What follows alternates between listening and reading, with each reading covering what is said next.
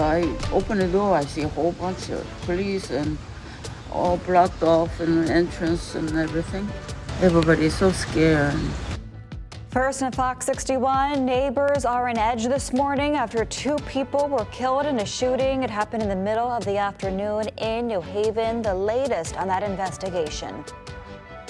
Plus, watch your speed or face a fine. Officers in Milford say driving too fast is soon going to cost you.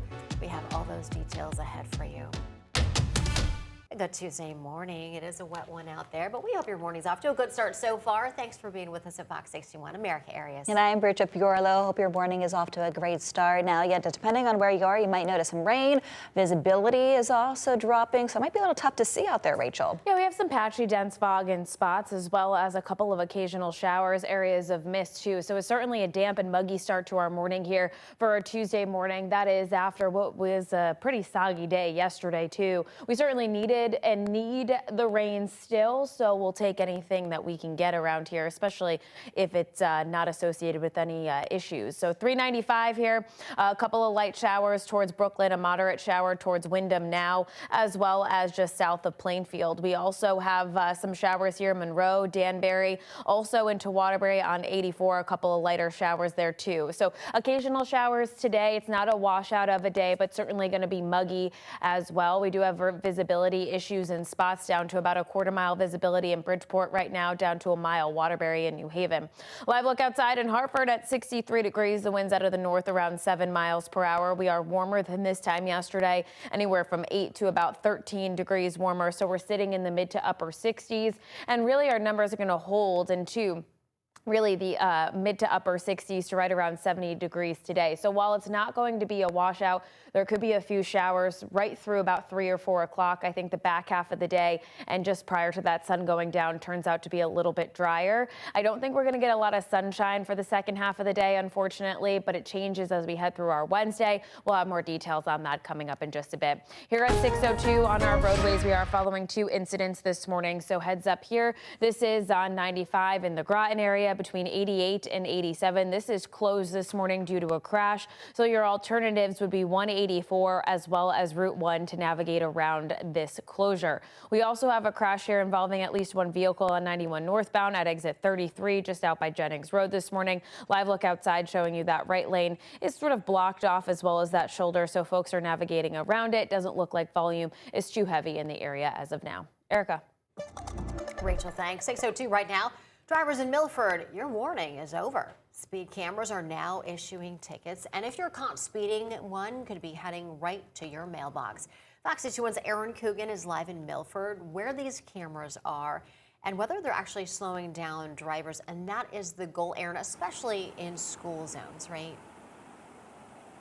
Yeah, absolutely. In Platt Technical High School here, one of those spots where the cameras are set up. And interestingly enough, they're still in session, making up snow days from earlier this year. So we're going to be able to see those cameras in action this morning. As for effectiveness, Milford police say already in just that 30-day warning period window, they've seen a reduction of 50% for speeding across the entire city. And that's extremely notable when we think about these cameras in school zones and areas with vulnerable pedestrian populations. Now, take a look. Other areas that drivers can expect these plate-based enforcement systems, the school zones around Live Oaks Elementary, West Shore Middle School, and the Academy on Gulf Street. The 200 block of Woodruff Road is also equipped with the speed camera technology, and these cameras are operating on a 24-hour basis. That means whether school is in session or not, whether it's day or night, drivers found going more than 10 miles per hour over any posted speed limit will now receive a first-time ticket of $50 with any additional infractions increasing to a $75 penalty. Of course, not the first time we've talked about these cameras being posted across the city, but now after this 30-day period, it's going to be interesting talking to parents, folks around the neighborhood, if they're still in support of these cameras after this 30-day window, or if their tone has changed a little bit. And school starts in just about an hour, so we're going to talk to some of those drivers, some of those parents that are really being impacted by these cameras. But for now, we're live in Milford. Aaron Coogan, Fox 61. All right, Aaron, thank you. Thanks for the heads up. 6:04.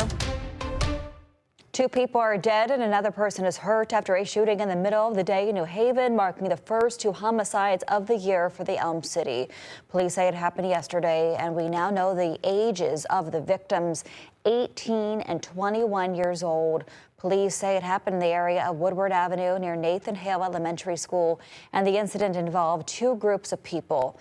A neighbor we spoke with said she's never seen anything like this in her quiet neighborhood. I want to check out and see if the rain started yet. So I open the door, I see a whole bunch of police and all blocked off and entrance and everything.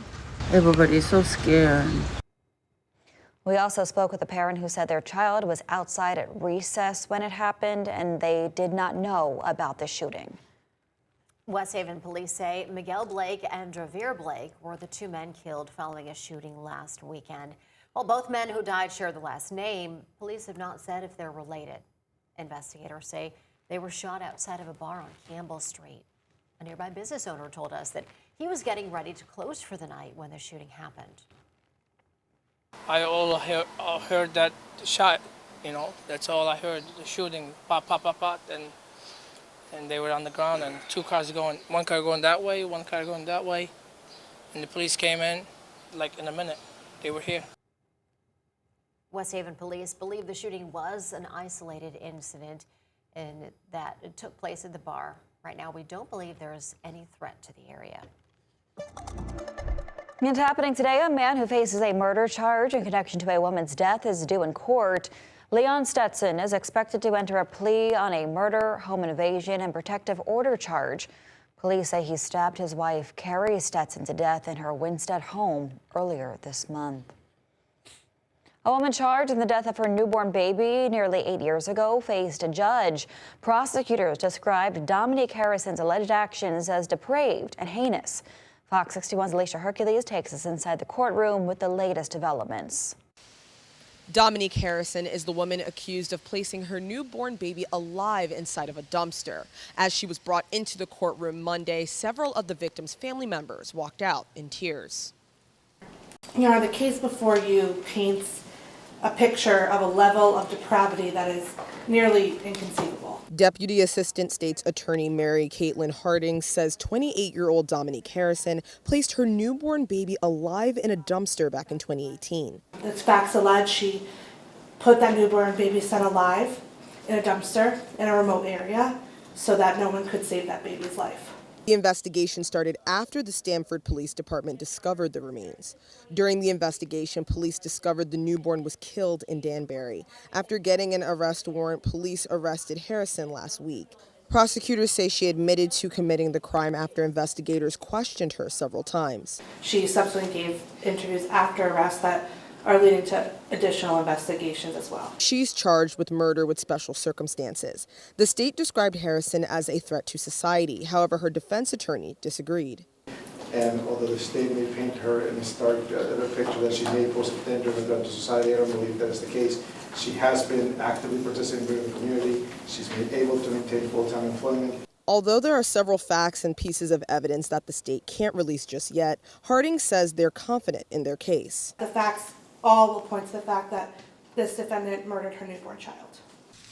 Prosecutors expect to bring additional charges against Harrison as the investigation continues. She's held on a $2.5 million bond. She's expected back in court on July 31st. In Danbury, Alicia Hercules, Fox 61.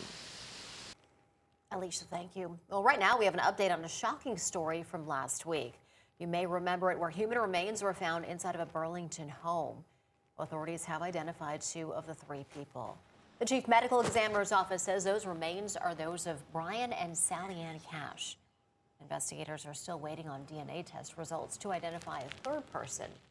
The remains were discovered June 14th inside a Stanwich Lane home during an inspection after a foreclosure sale.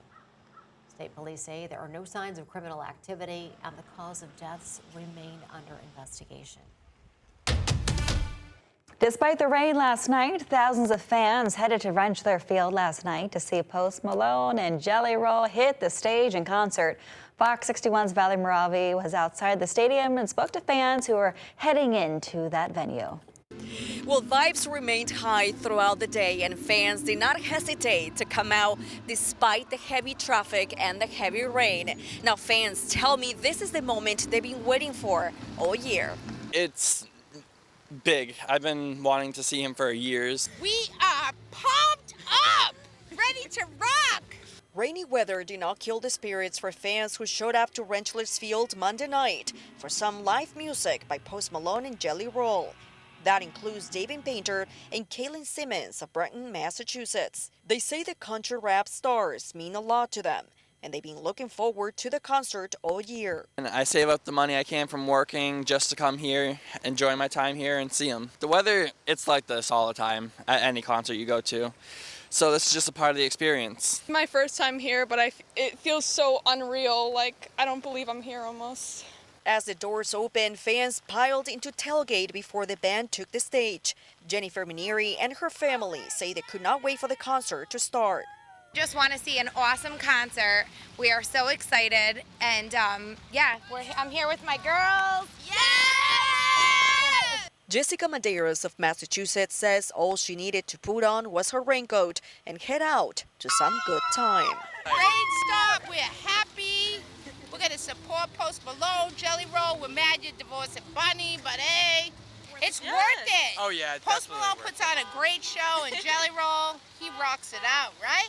Right. Yeah. Well, the concert went on despite weather conditions, and East Hartford police made sure to keep traffic smooth and everyone safe. In East Hartford, Valerie Moravi, Fox 61. Well, this morning, the Trump administration says negotiations with Iran have been mostly positive.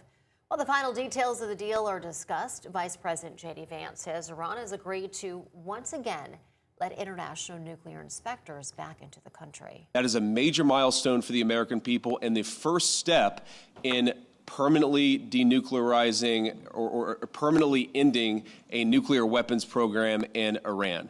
And that's exactly what we wanted to do. The White House says nuclear inspectors could be in Iran as early as next week. Meantime, Iran has agreed to set up a Strait of Hormuz telephone hotline.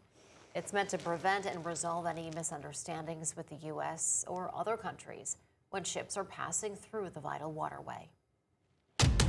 Still ahead on the Fox 61 News at 6, a Knicks championship title means more than just bragging rights for businesses.